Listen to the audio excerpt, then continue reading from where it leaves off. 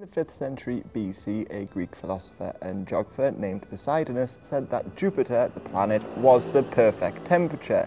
It wasn't hot like Mars or cold like Saturn. And he said on Earth, Italy had the perfect temperature and produced the best people. After all, he thought that warm air made people more intelligent, whereas cold air dulled the mind. But he also said that the heat sucked manliness out of people, whereas the cold made people more ferocious. So anybody born south of Italy, like the Africans for instance, were intelligent but cowardly, whereas anybody born north were dumb but fierce. This is how he explained the difference in races anyway, and this proves that scientific racism is not a new thing. And in medieval France, like in medieval England and Scotland, they had the idea that they in fact came from the ancient Greeks. For instance, in the 15th century Grand Chroniques de France, they thought that they had traced the French back to the Trojans. But beginning around the 18th century, a new theory began to develop, championed by people like Henri de Boulainville, and they thought that the aristocracy in France were Germanic people who had subdued the local Gauls. The Germanic people that he's talking about, by the way, were the Franks. But this theory survived well into the 19th century. For instance, there was Francois Dominique de Renaud, and he was commissioned by Napoleon, and he thought that the recent upheavals in France were just an extension of the Germanic-Gaul fight. Or in other words, the struggle between the Third Estate and the aristocracy was nothing more than a sort of ethnic clash. And in the 18th century, there was Anquetil Duperron, and he was the first French Indologist.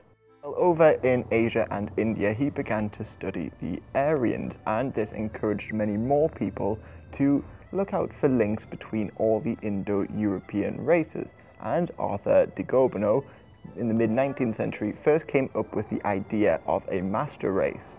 He thought that there were three basic races, black, white, and yellow. However, he thought that all the other races on Earth, like Slavic and Persian for instance, were just the result of race mixing. And the only race to remain pure, well, Indo-European race to remain pure, was the Northern Europeans, who had come from South Asia. And then in 1899, a Frenchman, Delapoge, wrote The Aryan and His Social Role, and in this book he said things like certain people should not be allowed to reproduce. He spoke in favour of fair-haired Northern Europeans, and he also said that trade unionists in France were just a collection of the worst races.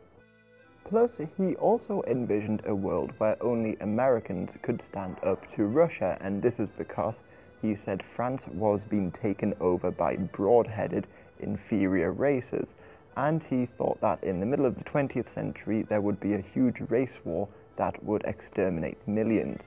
And the term Nordic race was also coined by a Frenchman, Joseph Deniker. Before that they would just call themselves the Aryans or Teutonic. So a lot of these thinkers, of course, helped pave the way for the thinking in Nazi Germany. However, by World War II, it wasn't just the Germanic French people who began claiming superiority. For instance, over in Brittany, Olier Mordell began to associate the Celtic people with the Aryans and the regular French people with the Jews, and the Breton National Party worked alongside the Nazis during the war.